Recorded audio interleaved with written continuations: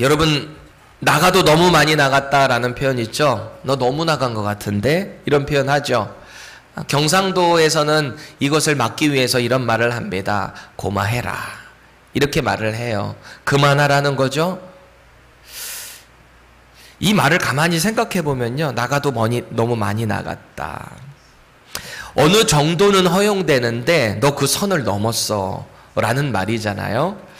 오늘 호세아는요, 이 북이스라엘 이 나라가 망했다는 거예요. 이제 곧 망할 거라는 거예요. 이거를 기정사실화하는 경고의 메시지를 오늘 선포하고 있어요. 그러면서 이 1절 한 구절에 경고의 심판 메시지, 망한다라는 메시지와 동시에 왜 망하는가에 대한 근거까지 제시가 되고 있습니다. 이 사람들이 왜 망하는 걸까요? 오늘 제목처럼 하나님 앞에서 나가도 너무 많이 나갔다는 거예요. 그것 때문에 망한다라는 것입니다. 이스라엘 백성들이 이 가나안 땅에서 겪었던 어려움이 있어요. 가나안 땅에 들어가기 전에 겪었던 어려움, 그리고 가나안 땅에 들어가고 나서 또 겪는 어려움이 있었어요. 여러분, 가나안 들어가기 전에 어려움이었다라고 한다면 광야가 딱 떠오르잖아요. 광야가 쉬웠을까요? 40년 동안 거기 있었대요. 그야말로 광야 시절에 이스라엘 백성들에게 주어지는 하나의 어려움이라고 한다면 우리가 여기서 죽느냐 사느냐입니다. 살고 죽고의 문제가 이 광야 가운데 벌어지는 거예요. 그게 광야에 있는 이스라엘에게 가장 큰 어려움이었을 거예요. 여러분 생각해 보세요. 광야라고 하면 좀 우리가 어려운데 그냥 사막이라고 생각하시면 돼요. 황량한 사막, 뜨거운 사막, 아무것도 없는, 먹을 것도 없는 그런 사막을 떠올려 보세요. 거기서 40년 동안 생존한다. 요새 뭐 생존 프로그램 참 많잖아요. 무인도에 딱 떨궈 놓고 알아서 생존해봐라. 그래서 그거 찍고 우리 대단하다, 불 푹 해가지고 와 불 지폈다 막 이러고 말이죠. 40년 동안 살 수 있을까? 광야에서 말이죠. 하나님의 은혜가 아니면 불가능해요. 왜일까요? 낮에는 구름 기둥으로 지켜주지 않으면 그들이 한 발자국도 몇 발자국도 걸어가기가 힘들 만큼 뜨거운 광야입니다. 시온자매 그렇죠? 요르단 그렇죠? 제가 요르단 또 갔다 와봤다고 했잖아요. 에돔 광야 쪽 지나가는데 얼마나 뜨거운지. 대낮에 광야 체험한다고 같이 간 교수님이 다 신발 벗고 양말 벗어보세요. 그리고서 걷기 시작하는데요, 한 5발자국 못 가겠더라고요. 뜨거워서. 밤에는 또 어때요? 얼마나 일교차가 심한지. 영하로 내려가서 얼어 죽는 게 아니라 일교차가 너무 심해서 얼어 죽는 사람들이 있어요. 그리고 또 그 광야 가운데 아무것도 없는 것 같지만 맹수들이 있어요. 멀리서 지켜보고 있다가 암벽 같은 데 있다가 와서 약한 자들을 공격합니다. 그런 광야, 그곳에 하나님께서 불기둥을 세워주셔가지고 춥지 않게, 맹수가 오지 못하게 지켜주신 하나님, 그 하나님의 은혜가 아니고서는 이스라엘이 살아갈 수 있었을까요? 하나님께서 함께 하시는 그들 가운데 그들의 인생은 얼마나 심플했을까 싶어요. 그렇죠? 그냥 하나님이 사인을 보여주시는 대로 따라가기만 하면 되잖아요. 그리고 그들 가운데 사막에서 먹을 게 뭐가 있어요? 하나님께서 보내주시는 매일 만나를 내려주시잖아요. 만나 뜻이 뭔지 아시죠? What is this? 이게 뭐야? 이게 만나예요. 이름의 뜻이 만나. What is this? 그게 내려왔는데 뭐 가시 같기도 하고, 그래서 그거를 이렇게 막 불에 구워도 먹고 튀겨도 먹고 막 이렇게 해서 먹은 거예요. 그거를 40년 동안 먹은 거예요. 광야 가운데. 하나님의 은혜로 그 가운데서 그들이 살아남을 수 있었어요. 그러니까 어찌됐던 광야 가운데 이스라엘에게 가장 큰 어려움이었다라고 한다면 생존의 문제였던 거죠. 그렇게 지난 시간을 보내고 물론 1세대들은 광야에서 다 죽었어요. 그리고 2세대 모세와 여호수아만 갈렙과 여호수아만 빼고 모세도 못 들어갔어요.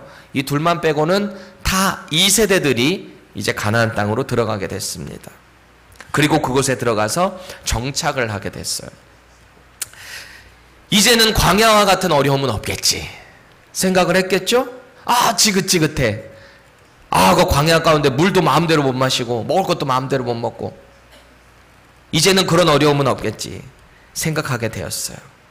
그런데 웬걸요? 이제는 다른 종류의 어려움이 찾아옵니다. 얼마 전에 부흥 강사로 오셨던 유재명 목사님이 그런 얘기 했잖아요. 이제는 자기는 그렇게 빡시게 기도 안 한대요. 힘든 일 교회에 닥쳤을 때. 왜 그러냐면 그거 빡시게 기도해서 딱 해결하고 나면 또 다른 더 빡신 게 오기 때문에 그냥 이거랑 니캉내캉 살자 이렇게 한다는 거예요. 물론 농담식으로 하신 거겠지만 언제나 우리의 삶에는 산 넘어 산이 정말 많잖아요. 저도 어제 신방하면서 우리 교회 권사님한테 그런 얘기 했어요. 지금 우리 교회가 이제 잘 이렇게 정착이 돼가고 이제 다시 세워져 가는 것 같지만 권사님 분명히 어려움이 또 찾아올 겁니다. 그렇기 때문에 우리는 더 말씀 위에서 든든히 서 있어야 됩니다. 준비하고 있어야 됩니다. 그랬어요. 이스라엘 사람들이요 가나안 땅에 들어가고 나서 이제 뭐가 없을 줄 알았는데 이제는 삶에 있어서 얼마나 많은 유혹들이 이들을 힘들게 하는지. 광야 가운데 있을 때는 그저 하나님만 보고 따라가면 됐어요. 심플했어요, 신앙생활이. 왜냐하면 하나님 곁에 붙어있질 않으면 죽는 거거든요. 그러니까 좋아도 싫어도 그렇게 갈 수밖에 없었는데 이제 가나안으로 들어가고 나니까 너무나 하나님을 떠나게 만드는 유혹하는 것들이 많은 거예요. 다른 족속들과 교류를 할 수밖에 없잖아요. 다른 족속과 교류를 한다라는 것은 다른 족속들이 섬기는 그들의 이방신을 교류하게 된다라는 말입니다. 그러다 보니까 이제는 유일신인 여호와 신앙을 지켜내기가 참 어려워지는 거예요. 그게 이들에게 찾아온 아주 편한 것 같지만 훨씬 가나안 때보다 어려운 고난이 이들에게 이제 올 거다라는 거예요. 지금 우리가 이렇게 언뜻 생각하기에는 그게 뭐가 힘들까? 사실 가나안 들어가기 전에 광야가 더 힘든 게 아닐까 생각할 수 있지만요. 여러분 제가 아까 찬양 서두에 말씀드렸지만 우리의 일상생활 속에서 하나님을 인지하지 못하게 만들도록 바쁜 것, 하나님의 은혜를 생각하지 못할 만큼 내가 어려운 상황에서 허우적거리는 것, 아니면 하나님을 이해하지 못할 만큼, 하나님을 인지하지 못할 만큼 내가 잘 나가는 것, 그게 제일 어려운 거예요. 당시 다른 민족들에게는요 각자의 우상 신들이 있습니다. 그리고 그 민족들은요 그 신들이 자기네를 지켜준다라고 믿었어요. 그러니까 토속신인 거죠. 자기네들의 수호신인 거예요. 그러니까 각 족속들끼리 교류를 하기 위해서는 신들끼리도 통하지 않으면 도대체 뭔가 관계가 될 수가 없는 거예요. 무역이 될 수가 없어요. 그러니까 대표적으로 솔로몬을 떠올려 보세요. 솔로몬이 얼마나 큰 지혜를 가지고 하나님께서 그를 위엄 있게 만들어 주셨어요? 주변 민족들이 다 떨게 만들었잖아요. 그러니까 그 주변 민족들이 와가지고 알아서 고개 숙이고 알아서 무역을 하는 거예요. 들어오는 거예요. 그런데 솔로몬이 실수한 것 중에 하나가 뭐죠? 그들의 신도 다 들여올 수 있도록 왕궁에 허락을 해줬다라는 것입니다. 무역과 거래한답시고 다른 민족들의 우상신들을 들여오게 둬버렸다라는 거예요. 당시는 그게 문화였어요. 하지만 그 문화가 하나님을 떠나게 만드는 어려움이었다라는 것입니다. 솔직히 지금 우리가 살아가는 이 시대 가운데도 얼마나 그런 많은 일들이 있어요. 이 세상도 하나님을 섬기는 사람들끼리만 살아갈 수 있나요? 없어요. 믿지 않는 사람들과 같이 일도 해야 되고요. 어떤 경우에는 함께 놀러도 가야 되고요. 어떤 경우에는 그들과 함께 식탁의 교제도 나눠야 합니다. 그들의 문화와 함께. 그럴 때마다 걸리는 딜레마가 바로 우리 신앙생활의 변질이라는 거예요. 특히 지금 여기 계신 학생들은 학교에서 일하면서 다 믿는 사람들 안에서 일하잖아요. 근데 안 믿는 사람들 사이에서 혼자 크리스찬이라고 생각해 보세요. 결코 쉽지 않습니다. 내가 정말 그리스도인으로 살아가는 게 맞나? 날마다 몸부림치고 부딪히고 때로는 타협한 것에 대해서 힘들어하고 말이죠. 우리 교회 어떤 자매도 지금 간호일을 하면서 혼자 크리스천으로 뭔가를 막 해나가야 되는데 주변에 있는 사람들은 그런 삶을 살아가지를 않는데요. 내가 어떻게 해야지 그리스도인으로 향기를 풍길 수 있을까요? 고민을 하는 거예요. 그게 저와 여러분들의 고민이지 않겠어요? 우리의 딜레마가 이런 것 같아요. 도대체 어디까지 그들과 어울려야 되고 어느 정도까지 그들과 타협을 해야 되는지 이게 참 어려운 것 같아요. 모든 성도들의 고민거리인 것 같아요. 우리가 만약에 세상에 믿지 않는 사람들, 예수님을 모르는 사람들을 전혀 인정하지 않고 살아갈 수 있다면 우리는 이 세상 밖에 나가서 살아야 돼요. 사도 바울이 말씀하신 것처럼 우리가 아예 그런 사람들과 따로 동떨어져 살까 하면 우린 저 세상 가서 살아야죠. 이게 참 우리 신앙생활 안에서도 딜레마인 거예요. 전에는 우리가 지금 현재 누리고 있는 이 복 달라고 얼마나 기도했어요. 배고파서 힘들어서 주님 제가 먹을 거 있을 수 있게 해주세요. 복 주세요. 그렇게 기도했어요. 그런데 어찌됐든 간에 지금 현재 의식주 문제는 해결됐잖아요. 우리가 미국 와가지고 그렇게 막 밥 없어서 못 먹을 만큼 어렵지 않잖아요. 여기 한 끼라도 굶는 사람들 있어요? 돈 없어서? 저 찾아오세요. 제가 밥 드릴게요. 그런 사람 없어요. 이 미국 땅 와서 살면서 한국에서는 누리지 못하는 은혜, 경험 다 여러분들의 자산이 되는 거 아니에요? 하나님께서 앞으로 어떻게 여러분들 쓰실지, 우리 인생 가운데 우리가 이민사회 가운데 우리를 하나님이 어떻게 사용하실지, 우리의 이 아픔들 어려움들이 우리를 다 그렇게 성숙하게 만들어가고 계신단 말이에요. 이게 복이에요.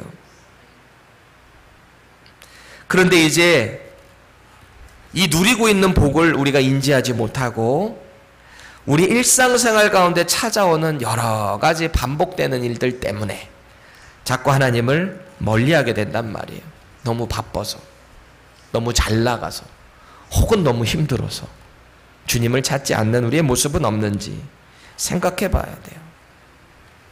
분명히 전보다 경제적으로, 환경적으로는 좋아졌는데 신앙적으로는 더 바닥을 치고 있지는 않은지 생각을 해보시자고요.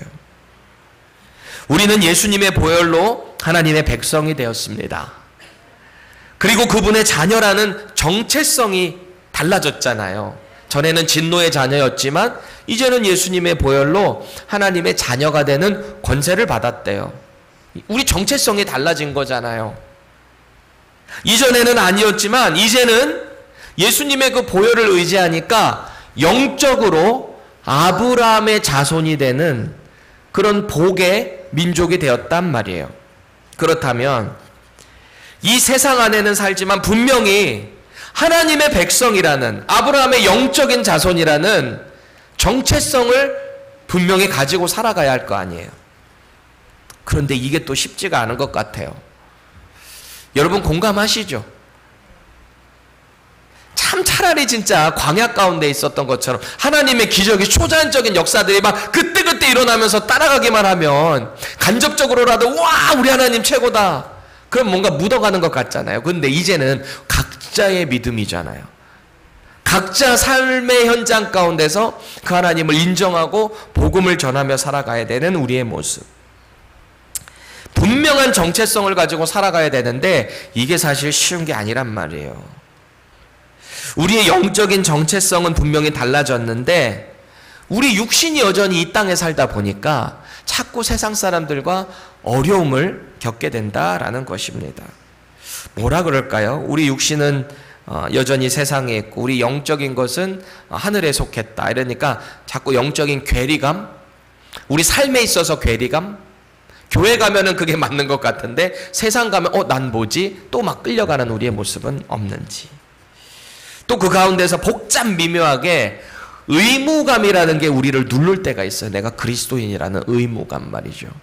과연 하나님께서 이런 의무감 때문에 우리를 주의 자녀로 불러주셨을까요? 그래서 제가 문득 이런 생각을 했어요. 로만 캐톨릭 같은 경우에는 이 신부님들이 아예 복장을 다르게 입잖아요. 세상과 완전 다르게 이렇게 신부님 옷이 있잖아요. 저도 사실 예전에 목사 안수 받는다고 누가 저한테 그런 옷을 선물해 주셨거든요. 감리교 목사님들은 종종 그렇게 입는 분들 봤는데 그걸 주셨는데 제가 한 번도 못 입어봤어. 아직까지 뭐 어색해가지고 그걸 입으면 뭔가 어색해. 그래서 이러지도 못하고 저러지도 못하고 지금 아직 이 클로셋에 잘 걸어두었는데 언제 입을지는 모르겠어. 그런 생각을 하는 거야. 솔직히 신부님들은 그런 옷 입으시고도 술집 가실 수도 있고, 그분들은 나름대로 이게 다 음식이라고 생각하고 그렇게 하시니까 뭐 그렇게 할 수 있지만, 우리 침례교도들, 특히 우리 크리스천들, 개신교 목사님들은 대부분이라 그랬어요. 뭐 하시는 분들도 있는지 모르겠는데 대부분은 삶 속에서 그리스도의 덕을 끼쳐야 되기 때문에 술, 담배를 하지 않습니다. 그러다 보니까 참 이게 쉽지가 않은 거죠. 그런 세상 가운데 살아가면서 그들에게 복음을 전하고 그들과 접촉한다라는 것이 쉽지가 않아요. 여러분, 하나님께서는 이스라엘에게 막강한 힘을 주셨어요. 그 힘은 하나님이 함께 하시는 힘이에요. 왜냐하면 이스라엘을 보면서 그들의 신인 하나님을 봤거든요. 그 하나님이 광야 가운데서 가나안으로 인도해 주신 하나님, 홍해바다를 갈라주신 하나님, 애굽 땅에 10가지 재앙을 내리셔서 그 가운데서 애굽에서 출애굽시켜 주신 하나님, 이스라엘을 보면서 그 하나님의 능력을 보는 거예요. 그게 이스라엘의 막강한 힘이었어요. 오늘 본문 1절 다시 보실래요? 에브라임이 말을 하면 사람들이 떨었도다 그래요. 에브라임이 말을 하면 사람들이 떨었도다. 에브라임이 바로 북이스라엘을 상징한다라고 그랬죠. 에브라임을 포함한 10개의 지파가 북쪽에 있으니 그들 가운데 가장 큰 민족이 에브라임입니다. 그래서 에브라임아 이러면은 북이스라엘 전체를 뜻할 때가 많아요. 근데 보세요. 이스라엘 이 족속들을 주변 나라에서 쉽게 무시할 수 없다는 거예요. 에브라임이 말을 하면 사람들이 떨 정도로 뭔가의 힘을 가지고 있는 듯 보이는 거예요. 다시 말하면 영향력이 있다는 거죠. 영향력이 있는 나라의 공통점이 뭐죠? 힘이 있는 거죠. 나라가 돈이 있고 힘이 있고. 그래서 제가 말씀드렸죠. 호세아가 사역을 했던 그 시대 때가 북이스라엘 역사상 가장 흥왕을 누렸던 여로보암 2세 때다 보니까 이 말이 어느 정도 성립이 될 수 있는 거예요. 여러분, 북이스라엘이 전에 이런 일 상상이나 할 수 있었겠어요? 다른 나라들이 얘기했을 때 북이스라엘이 얘기하면 떠는 그 정도의 위험 말이죠. 물론 다윗과 솔로몬 시대 때는 그랬어요. 다윗하고 솔로몬 시대 때는 이 이스라엘이라는 나라 자체가 하나님의 은혜로 하나님이 함께 하시는 나라로 주변 이방 민족들이 떨었어요. 그런데 이 이스라엘이라는 하나의 나라가 두 개로 갈라지고 난 후에는 당시에 아수르라는 원래 강국, 그리고 원래 강국이었던 애굽, 이 두 개 나라의 양강 구도거든요. 아수르가 세지면 애굽이 약해지고 애굽이 세지면 아수르가 약해지고 이런 구도란 말이에요. 그러니까 중간에 껴있는 이 새우등 터지는 거지, 약한 나라들만. 꼭 우리 대한민국이랑도 비슷하지 않아요? 중국이랑 미국이랑 사이에서 껴가지고 여기저기 이러지도 못하고 저러지도 못하고 여기 눈치 보고 저기 눈치 보고. 참 이스라엘이랑 대한민국이 참 비슷한 게 많은 것 같아요. 나라도 두 개로 갈라져, 하나님의 은혜도 깊이 나눠, 그 가운데서 또 흥왕도 이뤘다가 또 쇠퇴도 이뤄 다시 회복을 꿈꿔. 비슷한 것 같아. 또 수도 작잖아요. 그런데 전 세계를 아주 크게 호령하는 이스라엘, 그리고 대한민국도 얼마나 지금 많이 기술적으로 발전해서 세계 가운데 아주 당당하게 이름을 나타내고 있잖아요. 여러분, 근데 이 두 개의 아수르와 애굽이라는 나라 사이에 껴가지고 이 북이스라엘이 이제 눈치를 봐야 되는 상황이잖아요. 그 가운데서도 이 북이스라엘이 말을 할 때 주변 나라가 떨었다라는 얘기는 그것도 어쨌든 하나님이 내려주신 복이겠죠. 그런데요, 이 에브라임의 문제가 뭘까요? 나가도 너무 나갔다는 거예요. 나가도 너무 나갔어요. 하나님께서 허락하신 그 한도 내에서 선을 넘었다라는 거예요. 계속해서 1절 봅니다. 이스라엘 중에서 자기를 높이더니 바알로 말미암아 범죄함으로 망하였거늘. 그래요. 다시 말해서 이 북쪽 이스라엘 족속들은 이방인들과 관계하는데 조금 더 대담했던 것 같아요. 이방인들과 그들의 신들과 관계를 할 때 말이죠. 왜 그랬을까요? 자기네들의 정체성이 하나님을 섬기지 않는 이방 나라와 똑같이 생각을 했던 것 같아요. 자기네 정체성이 분명히 하나님의 백성이라는 선민의를 갖고 있어야 되는데 다른 나라와 교류를 하게 될 때 우리도 너희들과 별로 다를 바가 없어 라고 접근을 했던 것 같아요. 왜 그랬을까요? 자꾸 하나님의 은혜를 떠나다 보니까 하나님께서 해주신 게 아니라 나의 노력으로 나의 수고로 뭔가를 이뤘다라고 생각할 때 그 교만이 바로 하나님 없어도 살아갈 수 있다라고 하는 망하는 길로 가게 되는 거죠. 북이스라엘 당시에요, 애굽이나 아수르 같은 강대국을 뺀 이방 나라들이 있잖아요. 이 나라들 뺀 다른 작은 나라, 에돔, 암몬, 이런 작은 나라들 있잖아요. 두로와 시돈 막 이런 나라들. 이런 나라들을 가만히 보면요, 자기들 혼자 힘으로는 살아갈 수가 없어요. 애굽이나 아수르 같은 경우는 나라 전체가 크기도 하고 강력하니까 자기들의 이름을 떨칠 수 있지만 이 작은 나라들은 스스로 하기가 참 어려운 거예요. 그러다 보니까 자연스럽게 이 작은 나라들이 서로 무역을 하고 동맹을 맺으면서 한 공동체처럼 살아가게 되었다라는 겁니다.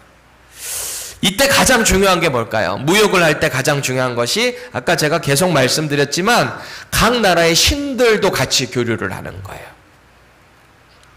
인정해 주는 거예요. 각 나라의 신들을. 이 일에 북이스라엘이 매우 적극적이었다라는 것입니다. 하나님의 백성이 다른 나라에 있지도 않은 신, 사람이 만든 그 신을 인정하고 그 일 가운데 적극적으로 가담했다라는 것입니다. 보세요. 오늘 본문에 보니까 아예 자신들이 나서서 바알 신을 받아들였대요. 자신들이 먼저 나서서. 그렇게 해서라도 나라를 굳건히 지켜야 되겠다라는 마음이었겠죠. 그런데 그거를 경험하면 경험할수록 너무 자극적이거든요. 짜릿하거든요. 우상을 섬긴다는 게 그래요. 짜릿해요. 왜냐하면 인간이 만들었기 때문에 인간이 추구하는 부귀영화, 그거 이렇게 신들에게 기도하잖아요. 그리고 성적인 이 음란한 행위들이 그들의 쾌락이 그 우상에 다 들어가 있다 보니까 거기에 빠지면 헤어나오지를 못하는 거예요. 그래서 하나님의 선민이라는 존재의식을 잃어버렸어요. 나가도 너무 많이 나가버린 것입니다. 사실 하나님께서는 이스라엘 백성들에게 무조건 다른 나라 무시해라, 아예 교류하지 말아라, 이렇게 말씀하지는 않으셨어요. 그들과 같이 살아가지 말라 그랬지 아예 교류하지 말아라 이런 얘기는 아니었단 말이에요. 중요한 것은 하나님과의 관계가 변할 정도로 동맹을 맺는 것, 그게 잘못됐다라는 거예요. 그들화되었다는 것, 그게 잘못되었다라는 것입니다. 그래서 오늘 호세아는 이스라엘이 망할 수밖에 없는 이유가 바로 하나님과의 근본적인 그 관계가 변질됐다.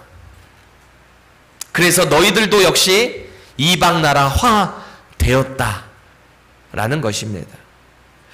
여러분, 하나님께서는 오늘 우리에게 무조건 세상에서 멀어지고 우리끼리만 살라고 하지 않으세요. 그런 말씀하시는 게 아니에요. 여러분, 중세시대 때 헬라 철학의 그 영향을 받은 사람들, 육신은 악하고 정신세계 이런 지식이 선하다라고 하는 이 사상이, 잘못된 사상이 교회 안으로도 막 들어오면서요, 사람들이 뭐라고 생각을 했냐면, 우리의 영적인 것은 선하고 육은 악하니까 우리의 육신의 죄를 다스리려면 어떻게 해야 될까? 금욕을 해야 되겠구나 라고 해서 생겨진 게 수도원입니다. 따로 떨어져서 사는 거. 세상과 단절된 공동체. 하나님께서 과연 그런 목적으로 예수 그리스도를 우리에게 주셨을까요? 우리끼리만 살아가면서 나 구원받았네, 너 구원받았네, 우리 구원받았네 이렇게 하라고 복음을 허락하셨을까요? 예수님 시대에 존재하던 이런 비슷한 거룩한 무리가 또 있었어요. 에세네파 사람들이 있었습니다. 이 사람들이 끝까지 목숨을 지켜가며 공동체 가운데 사회 사본을 지켜냈던 분들이에요.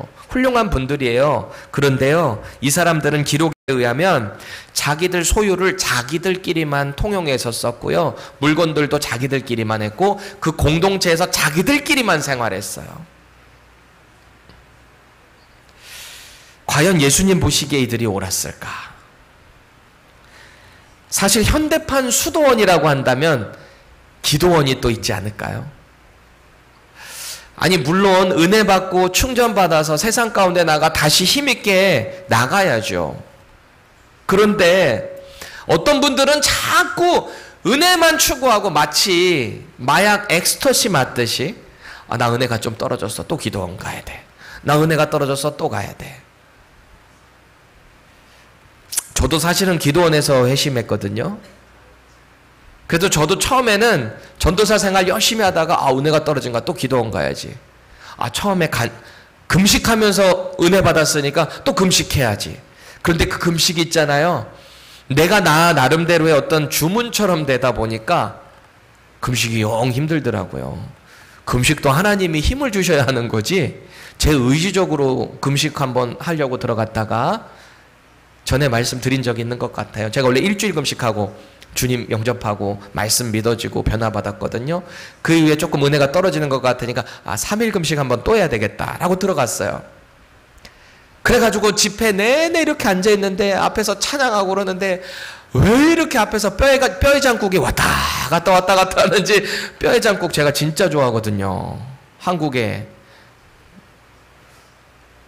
그날 저녁에 야반도주에서 나와서 뼈장국 먹었다는 아주 슬픈 일이 있어요. 우리 힘으로 뭔가 자꾸 은혜를 입으려고 할 때, 자꾸 뭔가 반복적으로 그거를 의식화할 때, 은혜가 과연 그런 식으로 주어지는 걸까요? 찬양 집회 우리 청년들 툭 하면 어디 집회 가가지고 막 은혜 받고 나오는데, 일상생활에서 은혜 떨어지면 또 찬양 집회 가고 찬양 집회 가고 찬양 집회 가고. 옛날에 막 그런 책도 있었어요. 예배는 콘서트가 아닙니다 라는 책도 있었어요. 얼마든지 여러분들 섬기는 로컬 처치에 오셔서 똑같은 은혜, 같은 하나님께 은혜를 구하셔야지, 자꾸 뭔가의 이 폐쇄된 공간, 우리끼리만 있는 공간, 필요할 때도 있지만 그것을 너무 추구하시지는 말라는 얘기예요. 교회는요, 세상으로부터 보냄받은 자들의 모임입니다. 부르심 받은 모임입니다. 그래서 에클레시아라고 하잖아요. 그런데 세상과 결코 단절된 모임이 되어서는 안 됩니다. 세상 가운데 구원받은 성도로 영향력을 다시 발휘해야 되는 거예요. 그들과 교류도 하고요, 교제도 하세요. 하셔야 돼요. 그 가운데 사셔야 돼요. 그래야지 안 믿는 사람들에게 복음 전하죠. 대신에 중요한 건 너무 많이 나가면 안 되는 거예요. 그래서 지혜가 필요해요. 여러분, 세상 속에서 신앙 지키는 것 어렵죠? 쉽지 않아요. 그래도 몸부림치셔야 됩니다. 그래도 힘드시죠? 그렇다면 자꾸 내가 우리 힘으로 해결하려고 하지는 않는지, 내 힘으로 자꾸 그 은혜를 또 사모하고 내 힘으로 뭔가를 이뤄내려고 하지는 않는지 자꾸 돌이켜봐야 합니다. 이것은 마치 이스라엘이 자기들만의 능력으로 살아보겠다라고 하는, 하나님 떠나서 자기들을 높이고 이방신을 인정하다 보니까 이것도 되네? 점점 하나님을 멀리 간, 멸망의 길로 간 그런 모습을 우리는 꼭 기억해야 합니다. 내 힘으로 뭔가 하겠다는 생각부터가 교만이 되는 거예요. 하나님의 은혜도 내 힘으로 결코 할 수가 없어요.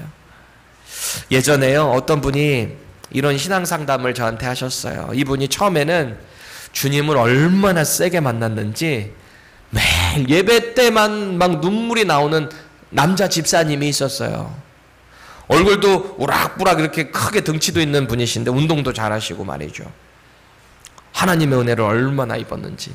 근데 그렇게 사시던 분이요, LA에서 그 은혜를 받고 달라스로 이사를 오셨어요. 그리고 제가 섬기던 교회에서 교회를 같이 이렇게 하는데 교회 스타일이 다른 거예요. 전에 섬기던 교회랑. 전에 계시던 목사님은 완전 카리스마 와 끌어가는 그런 분이셨다면, 영적으로 막 끌어가는 분이었다면, 이제 새로운 교회에 다닌 목사님은 좀 더 성도들을 이렇게 온화하게 풀어가시면서 스스로 할 수 있게 자꾸 이렇게 경청해 주시는 그런 스타일이 리더십이었던 거예요. 그러니까 이분이 달라요. 처음부터 세게 받다가 여기 딱 오니까 적응이 안 되는 거예요. 그리고 자기가 뭔가 시키는 대로 뭔가 힘있게 해야 되는데 그런 분위기가 아니거든요. 그러다 보니까 이분이 점점점 도태가 돼요, 영적으로. 그러다가 어느 순간에 너무 힘들다고 저한테 신앙 고백을 하시더라고요. 그렇게 1년, 2년 뒤에서 이렇게 뒷짐만 지고 있다 보니까 사역을 그렇게 열심히 하던 분이 안 하니까 이제 신앙생활도 점점 공허해지다라는 거예요. 그래서 제가 해줄 수 있는 게 뭐가 있었겠어요? 그분 손을 꼭 잡고, 그때 제가 매주마다 이렇게 밖에 노방전도 나갈 때였으니까 주님이 제게 마음을 그렇게 주셨던 것 같아요. 집사님, 제가 지금 드릴 수 있는 한 가지 조언이 있다면, 집사님 처음 만나셨을 때 그 예수님을 어디 가서 한번 전해보시면 어떨까요? 저도 이게 교회에서 시키니까 어쩔 수 없이 나갈 때도 있거든요. 근데 그런 날에도 가서 복음을 전하다 보면 여지없이 주님이 은혜를 주실 때가 참 많더라고요. 그래서 그거를 권면을 드리고 제가 기도를 해주는데, 그분의 이 답답함, 어떤 쓸쓸함, 이게 막 저한테 전달이 되면서 그렇게 눈물이 나더라고요. 그분을 향한 하나님의 마음이 어떠실까. 그분도 우셨어요. 이 믿음의 공동체의 그런 간절한 기도에는 분명히 하나님이, 저는 응답해 주실 거라고 믿습니다. 여러분 주변에 영적으로 다운되어 있는 분들이 있으세요? 같이 손잡고 울면서 기도해 주세요. 하나님이 분명히 그 신앙 회복시켜 주실 거라고 저는 믿습니다. 여러분, 우리 스스로 그리스도인의 정체성을 지키기 힘들 때 어떻게 해야 될까요? 주변에 복음 전해 보세요. 나를 위해 죽으신 그 예수님의 십자가를 머리로만 자꾸 알지 마시고 진짜 입으로 전해 보세요. 그게 그냥 주문해서 얘기하듯이 하지 마시고요, 진짜 행복한 모습을 여러분들이 보여주시면서 자랑해 보세요. 예수님 진짜 나 때문에 죽으셨대. 나도 처음에는 안 믿어졌는데 내가 그 예수님이 믿어지는 게 어떻게 하겠어. 뭐라고 설명할 수가 없는데 성경에 나오는 그 예수님은 진짜셔. 이러면서 말이죠. 하나님이 우리를 사랑하셔서 그 예수님을 보내주셨대. 다른 이로서는 구원을 없는데 이분의 이름을 믿고 고백하면 우리를 하나님의 자녀 삼아 주신대. 그거를 정말 내가 구체화돼서 내 삶에 있어서 그거를 녹여낸 간증을 자랑을 하세요. 전도는요, 자랑입니다. 예수님 자랑하는 거예요. 하나님 자랑하는 거예요. 성경 그렇게 많이 몰라도 괜찮아요. 그냥 하나님 사랑 자랑하세요. 예수님 사랑 자랑하세요. 그렇게 할 때 우리 정체성이 회복됩니다. 별거 아닌 것 같지만 우리가 그렇게 자랑할 때 하나님이 기뻐하시고요, 그 가운데 성령님이 우리 입술 가운데 역사하실 것입니다. 우리는 우리 각자의 의지로 자꾸 세상의 유혹이나 죄악을 이기려고 할 때 넘어지게 돼 있어요. 내가 그 죄를 안 지으려고 할 때 그 죄가 우리를 점점 더 삼킬 때가 있어요. 그때 갈등이 되면은 영적으로 살아있다는 증거이기 때문에 여러분 너무 괴로워하지는 마세요. 아, 내가 살아있구나. 그렇게 생각하시고요. 더 하나님께 간구하시고, 때로는 여러분 믿음의 사람들 주변에 가셔서 나를 위해서 좀 기도해줘. 나 너무 힘들어. 제가 아까 여러분들에게 고백했던 것처럼 내가 너무 분주해요. 저를 위해서 기도해 주세요. 제가 사역을 정말 힘있게 할 수 있도록 저를 위해 기도해 주세요. 그래서 우리의 믿음의 공동체가 있는 거 아니겠어요? 우리에게 반복하고 또 반복해도 모자라지 않을 그 예수님의 십자가를 날마다 바라봐야 하는 것입니다. 넘어지고 일어나고 또 넘어지고 또 일어나고 그 예수님을 자꾸 붙들어야 하는 거예요. 그래서 예수님께서 우리에게 성령 하나님을 우리를 도와주시는 분으로 보내주셨잖아요. 여러분, 우리는 세상 속에서 살아가는 사명을 가지고 있어요. 떨어져서 사는 게 아니라 세상 안에 살아야 돼요. 그리스도인으로 살아가야 돼요. 그래서 그들에게 예수님의 선한 영향력을 끼쳐야 하는 거예요. 그렇다고 세상을 너무 만만하게 보지는 마십시오. 어느 순간 여러분들이 선을 넘어갈 것입니다. 절대 만만하게 봐서는 안 돼요. 세상 속에서 하나님의 영광을 돌리는 것이 무엇인지, 하나님, 제가 어떻게 하나님 영광 돌릴 수 있을까요? 저 친구는 하나님을 믿지 않아요. 예수님을 거부해요. 제가 저 친구에게 어떤 마음으로 다가가야 할까요? 주님, 제가 어떻게 해야 될까요? 가르쳐 주세요. 그것조차 의지하시는 거예요. 그럼 주님이 지혜 주시지 않겠어요? 미쁘시고 의로우신 우리 하나님이 꾸짖지 아니하시고 우리에게 그 지혜를 주실 줄 믿습니다. 오늘도 우리의 연약함을 아시고 우리 주님이 우리에게 이렇게 손 내밀어 주시는 것 같아요. 우리가 지치고 힘들어서 주저앉아 있을 때, 우리가 교만해져 있을 때 우리의 예수님은 언제나 저 십자가의 그 피로 우리를 향해 이렇게 손을 내밀어 주시고 계십니다. 그 주님의 손 붙잡으시자고요. 우리를 다시 일으켜 세워주시는 그 예수님 손 붙잡으시자고요. 그래서 우리를 높이는 것이 아닌, 나 자신을 높이는 것이 아닌 하나님의 영광을 높여드릴 수 있는 저와 여러분들 되시기를 축원합니다.